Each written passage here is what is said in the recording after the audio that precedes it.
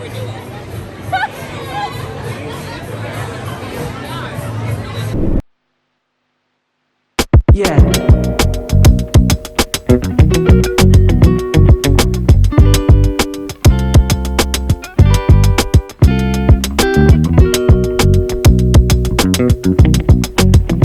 Up, everyone? It's your girl Satin, and me and my family are back with another travel vlog for y'all. So come along and see where we're What's up, everyone? I'm back, and I hope y'all are doing well. We are in a new city, a new state, not to live, but we're actually in Charlotte again. If you guys watched a few vlogs back, we were here to visit my best friend, but we're here this time to actually go to the Black Bitcoin Billionaires Conference with my honey. He's actually a panelist and will be speaking there, and he's a member.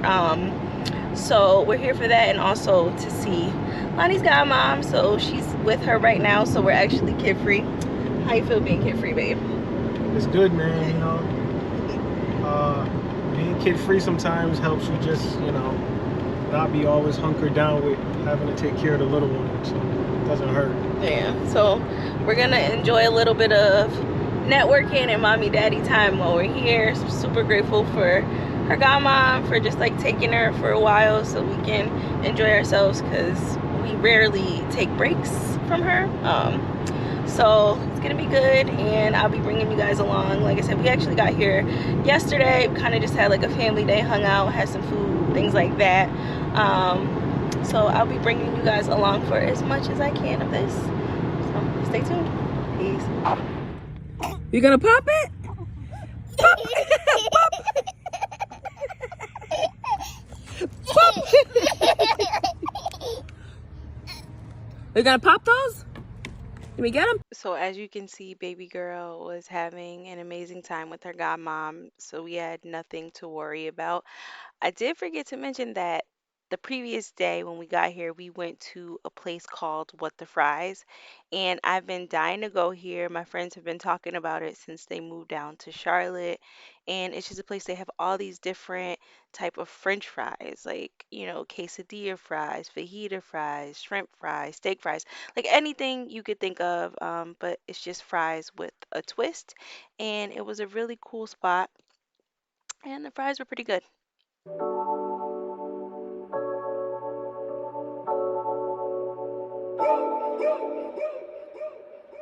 I would like to get to know if you could be the kind of girl that you could be down for. 'Cause when I look at you, I feel something tell me that you're the kind of guy that I should make a move on. And if I don't let you know, then I won't be for real. I could be wrong, but I feel like something could be going on. The more I see it, the more that it becomes so true. There ain't no other for me, only you. Wanna be down with what you go through. I wanna be down. I wanna be down with you. No matter time, no matter time, day, night, day. Wanna be down, wanna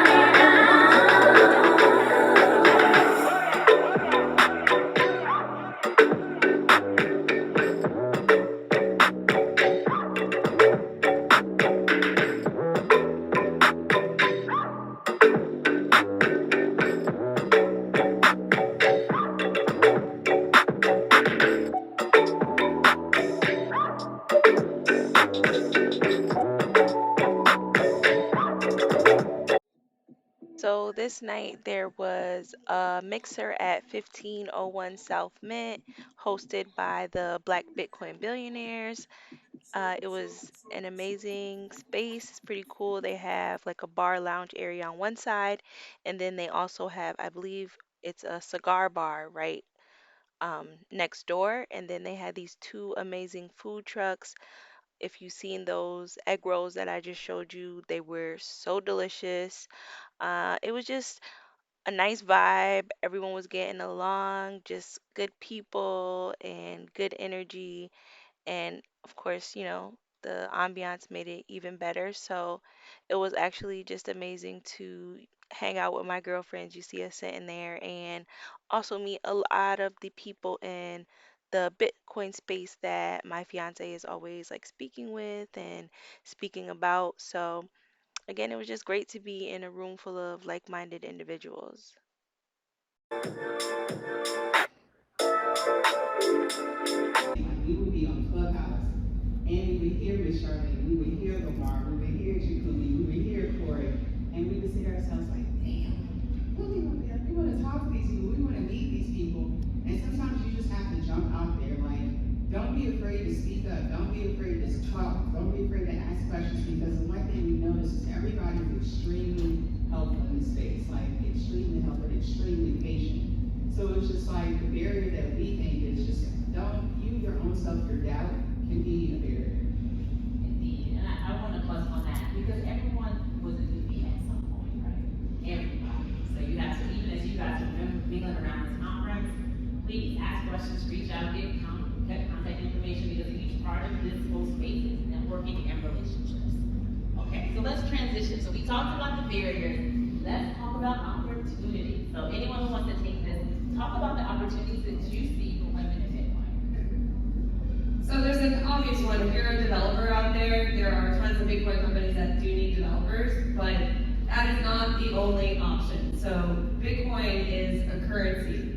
So there are all kinds of options for you to get involved in the space. I mean, I know people that are making stuffed animals and accepting Bitcoin. I know people that have food trucks that are accepting Bitcoin. So if there is a skill out there that you have or something that you can sell, that is a great way that you can get involved in Bitcoin. I met somebody last night, I think she's here, Ivy, she grabs cars, and I said, you should grab cars people and start accepting Bitcoin. So I think that's a great way to get involved.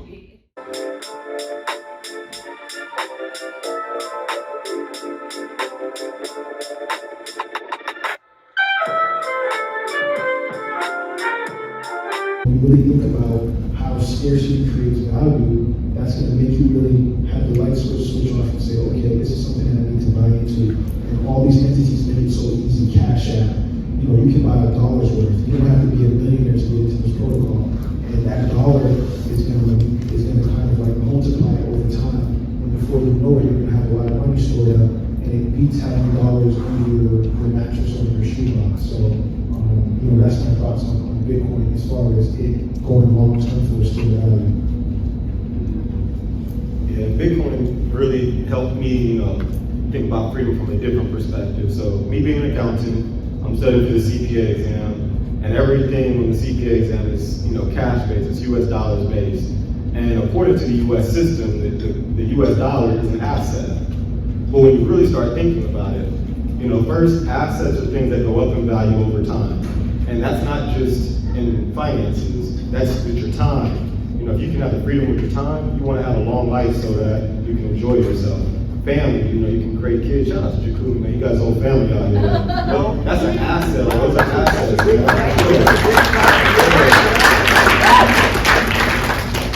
Health, that's an asset because, then you can live better later on. Outside of just the money side. And so to me, those are things that, assets are things that increase in value over time. Those are the things that we should be paying attention to. And as Ryan said, if the purchasing power is going down for US dollar, that's not an asset.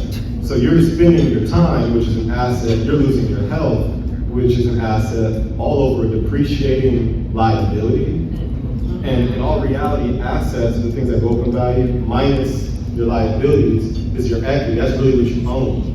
And if you're spending all your assets on a cash, which is liability, that means your equity, which you own, is continuously going down. And you think you win by working all those hours, 80 hours a week at your job, that if you, have a heart attack, they gonna replace you the next day. Okay. You got the game backwards, but that's what they teach us in the education system because the people with power say, hey, we need their time, we need their health, because their time, their energy are assets to us. So we're going to give them this liability called cash and let them use all our assets for us, and we're going to take all their equity. And so with Bitcoin, as Dadu said, with only 21 million to be created, as Jakumi said, with the easy barrier to entry, man, it changed my whole mindset because it was like, why would I ever spend all my time and energy on this paper money and lose my health, time, all of that, and I'll forget that. Let's invest in some assets, and Bitcoin is one of those because it's scarce.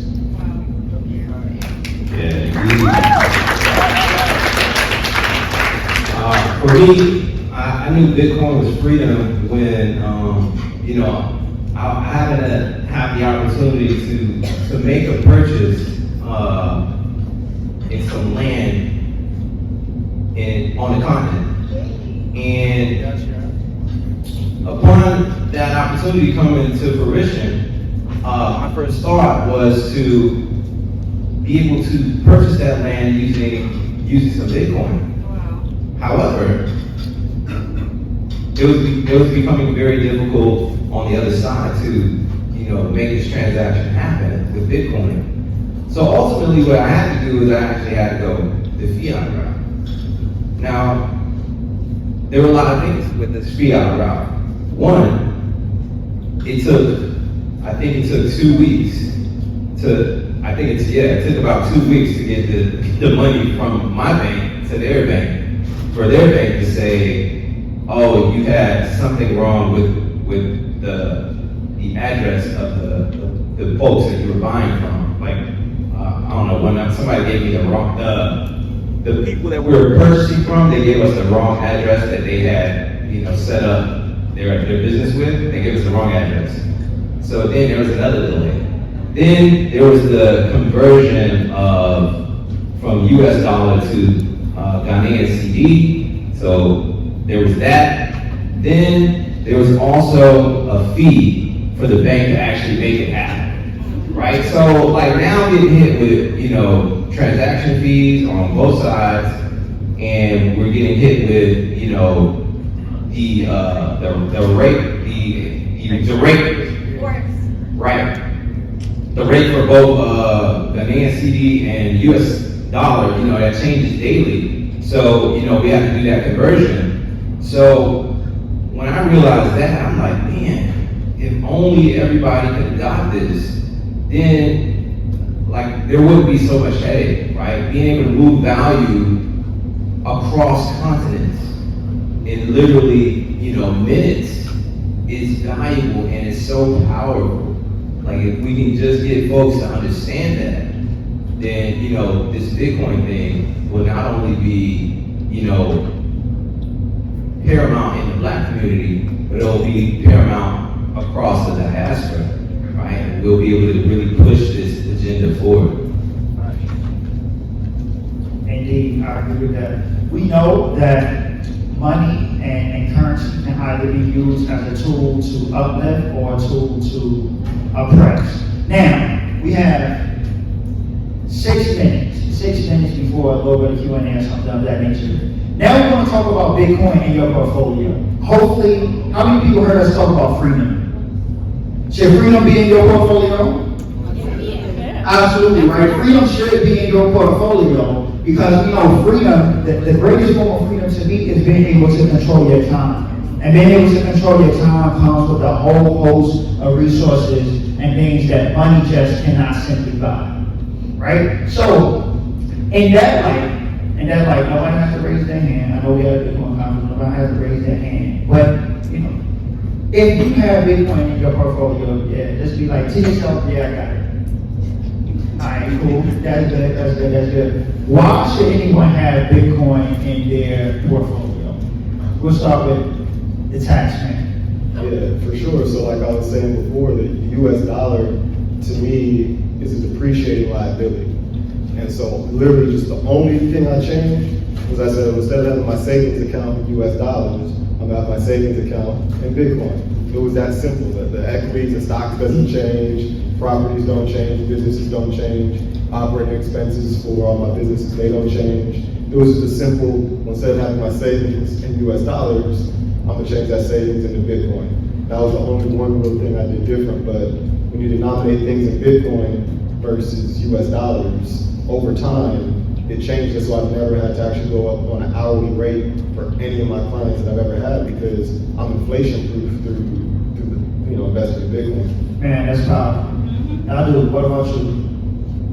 When they talk about the term fiat means by government decree, which essentially just means that the government says that it's worth value. It gives it value through military rule of law. So when I look at that and people say, oh, Bitcoin is just fake internet money. Well, so is the US dollar, right?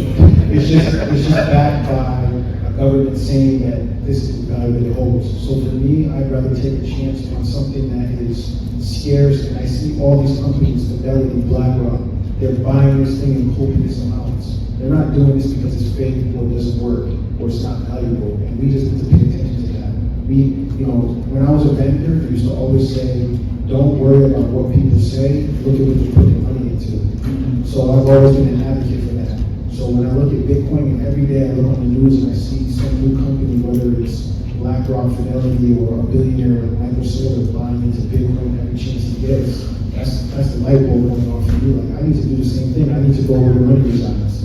So Bitcoin for me has always been something that I can pay attention to in the market and see the big players buying in, and I'm just going to follow suit.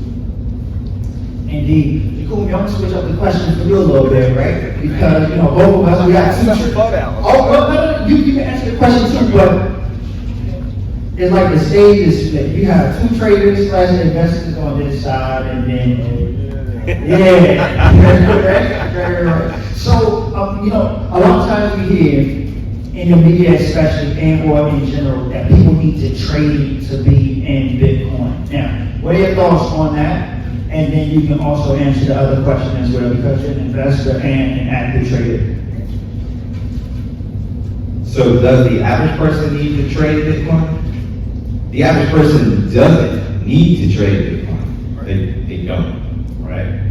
So, I'll stand firmly on that. However, acquiring it is just a good idea, right? So why? Well, think about it like this. If you buy a stock or you buy a property, do you have to believe that that stock or that property is going to go up in value for it to actually go up in value? Like, do you have to have a belief in it? Like, if I buy a stock, do I have to sit there and be like, man, I got to believe in this thing for it to go up? Or whether you buy it or not, you bought it, it can just go up on its own. You don't have to believe in it at all. You be like, you know what, I'm gonna invest a little bit in this. If it goes up, cool. If it doesn't, fine. Now you're not believing, right? It goes up, right? So you have to put your money into as many assets as you can, right? I always teach the kids, and they're here, they can tell you this, they'll tell you this definition, right? We talk about assets and liabilities and things like that. And if you ask them, they'll tell you that they'll tell you that true wealth is an abundance of assets over any liabilities that you have, right? They'll tell you that. And so our whole thing is to accrue as many assets as we humanly can and pass those along. And Bitcoin being what it is, makes it so easy for us to pass them along, right? It's the first time in history, I think, that, folks of any color, but specifically black, can pass on an asset and it can't be taken by the government, police, anybody, right? They can simply pass it along without fear of, losing it. With that being said, we have about 30 seconds. We have and we're gonna wrap up. time for 2 questions. Okay, yeah. We're gonna wrap up with this though, right? We've heard this concept of freedom. We've heard it in your portfolio. And that's in your portfolio. And CJ mentioned cold storage devices and things of that nature. This is about sovereignty, this is about freedom. I know a lot of times people like to give trust to the banks, but we have to think from the beginning. Let's go back and look at the Genesis block. Chancellor on a second, right? Like the bailouts for others and not necessarily for us. So we don't want to give control and power to others that have not shown that they deserve our trust, one, and that two, that they can maintain it. So the easiest way and the way for this to be in your portfolio is for it to be in your portfolio and for you to control it and for you to know that that is one of the highest forms of freedom. Can build in this space and really just educating Capitol Hill, because as you guys might know, we're really starting at a foundational level in terms of education, and these are policymakers, right? So we have to make sure that they're as informed as possible. So that's really the conversation here, and also talking about how important it is to have people like us, who look like us, in front of decision makers. And because that has quite a bit of influence in itself. And he said, how do we make sure our success is also connecting folks in the city proper to what it is that we're experiencing? And then for those of you who don't know, Rochester is the third poorest city in the country. We're fifth in the country as it relates to homicides.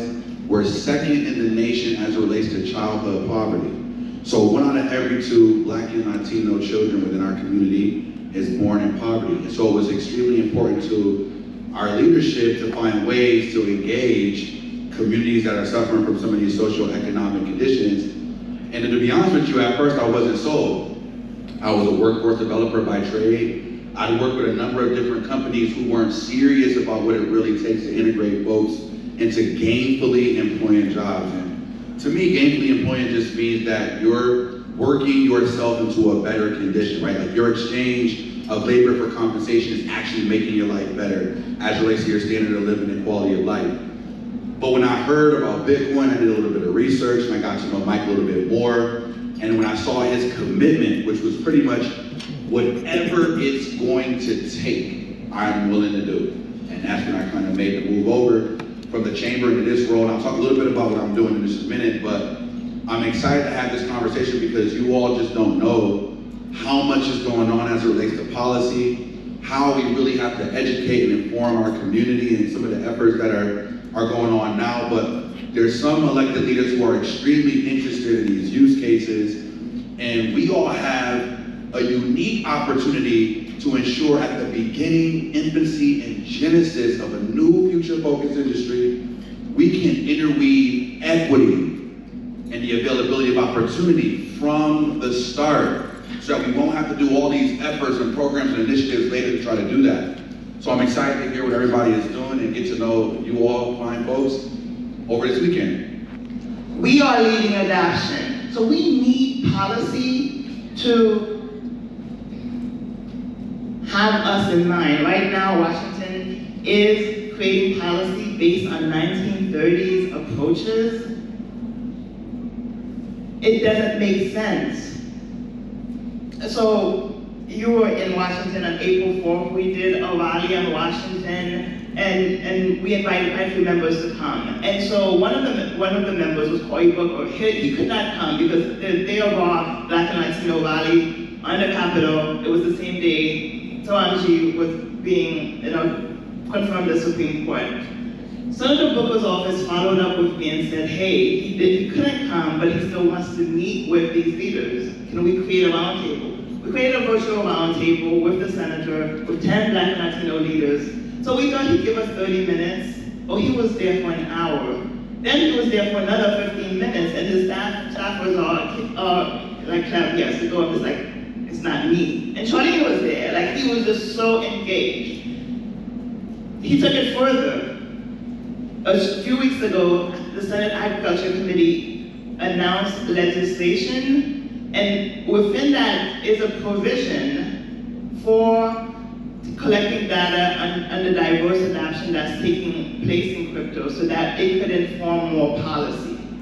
That is the type of commitment we have to hold every member of Congress accountable for. They have to start talking to us, and they have to start engaging us, prioritizing our voices, and we need to see it in legislation. And the use cases, that's how we're gonna get there, right? It's the work that Adrian is doing. Those are the practical examples that will help us to make that case. Appreciate that, Clef. So let me give you all a little bit like my guiding principles as it relates to how I approach this work. So I'm a product of Rochester. And I can remember being young and seeing like mayors who looked like me and a president who looked like me and not always feeling like that necessarily meant progress and uplift for me or my family and the people that I serve.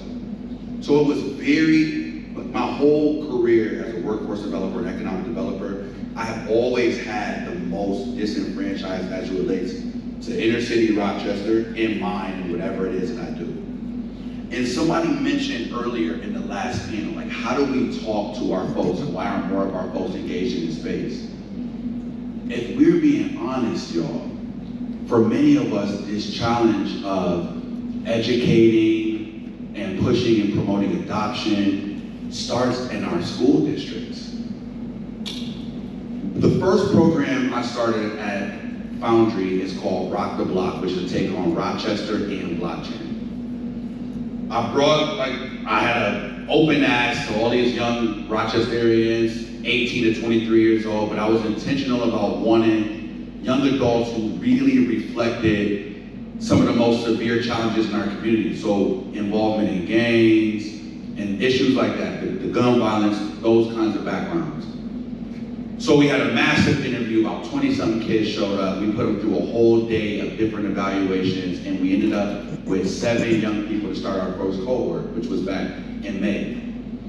And I'll tell you, I was so shocked at how, so this myth that young people can just use technology and understand technology is just not true, right? There's a difference between using a phone and a tablet and then being able to use a computer or a laptop, and even more so, understanding the different protocols that even make up blockchain technology in general.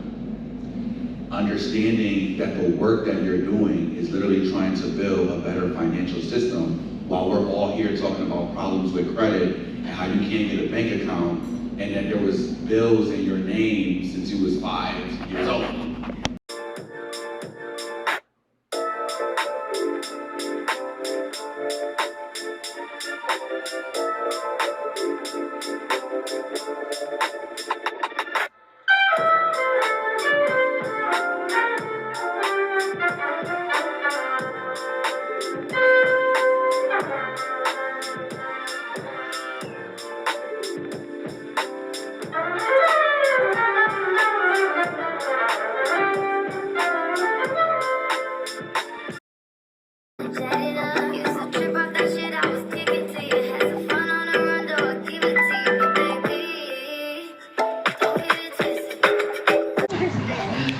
Day 3, and I just left the conference to come back to the house with the girls, and as y'all can see, baby girl is having a ball in the pool right now, and I am about to go get in as well because I talked.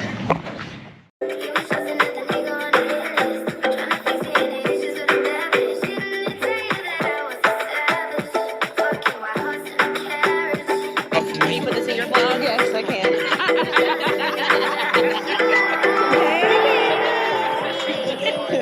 I love it. Can you put this in your vlog? The movie. Hey,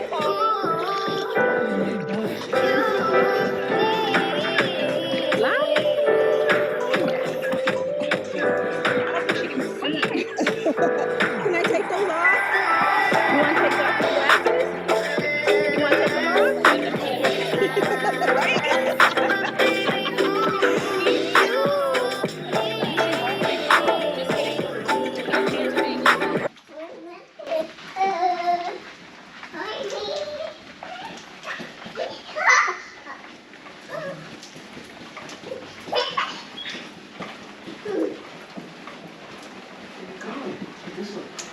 So after we swam, we actually headed back to our hotel and we attended the conference family game night. I played a game of spades. Unfortunately, me and my partner lost, but it was a good time. They were playing all types of games, spades, dominoes, just a little bit of everything, and it was really cool just to network with everyone, and it really felt like, being at a family reunion. And after game night, I headed out to meet my girls. We had a night out on the town, had a few drinks. We ended up at this place that you see called Ink and Ivy. It was pretty cool. Just had some drinks and, like I said, a girls' night. So the next day, we had a little cookout, family barbecue for Labor Day, and it was just nice and relaxing. We put some food on the grill. And we played a few games. We had some people over and just had drinks and stuff like that.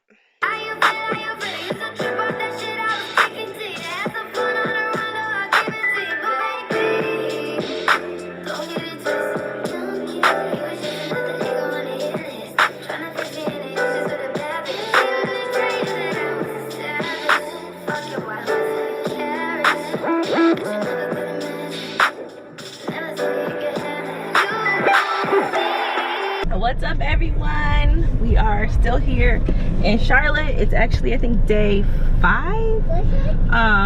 So, you know, as you know, we were here for the Black Bitcoin Billionaire Conference, but that ended yesterday. So you'll see a little footage from what we did last night. We had like a little family cookout at my best friend's house, and now we are actually headed out to bring baby girl, she's back there, to the Sea Life Aquarium here, because you know, we have to include something to give her a little bit of activity while we're out. So we're gonna be headed there today. Honey's here. What up? Yeah, so we're gonna bring you along with us, so we'll be back.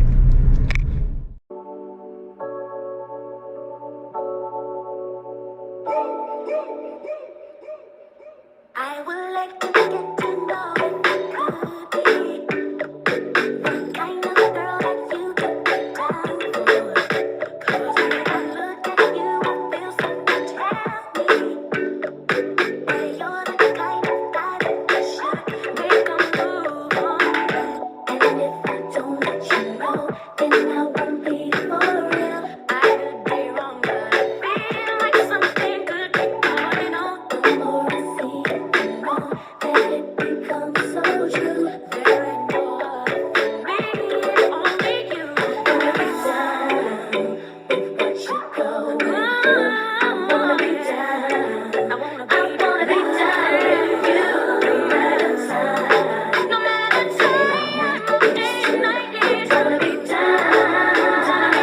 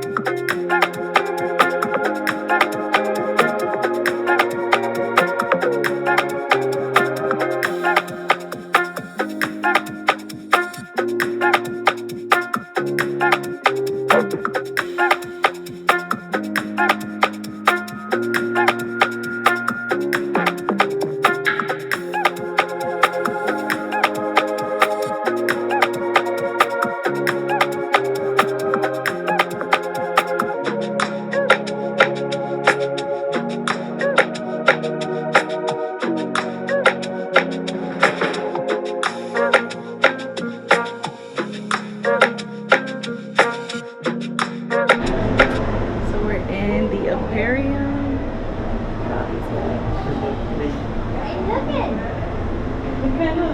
So many fish. Baby girl's not really feeling it.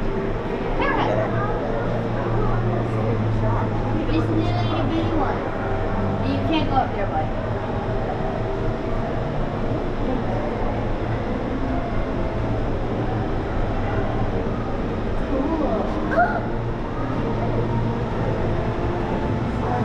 So this place is pretty cute. Have a bunch of different fish and little areas. Baby girl is extra tired, so she's not really feeling it today. But we're making the best of it. No? That's an octopus? Okay. What's this? It's a big octopus. It's the same thing? That's a mommy and a baby octopus. Cool. So this place is located inside the mall. So we decided to just come and walk around a little.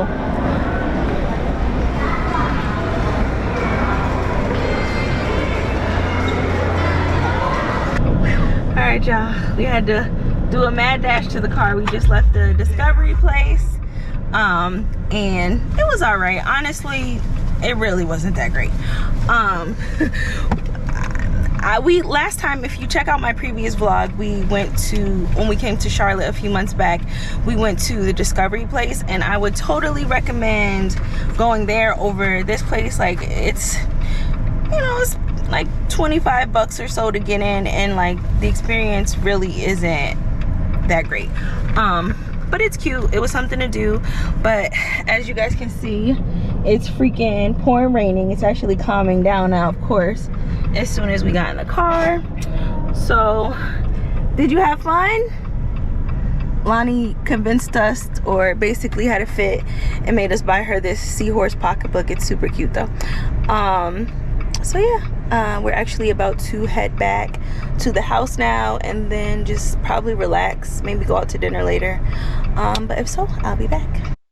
So for dinner, we headed to Jenya Ramen Bar. My friend Christina had been telling us about it and recommended it because they have some really good vegan ramen. And let me tell y'all, this ramen was so freaking good. If you are in Charlotte, if you live in Charlotte, if you're visiting, I totally recommend that you try it. It was delicious. Aside from the different flavors of ramen that we got, we also got some crispy shrimp and some broccolini, and it was just delicious. As you can see, baby girl approved and she loved it as well. And then after this, we actually just headed back.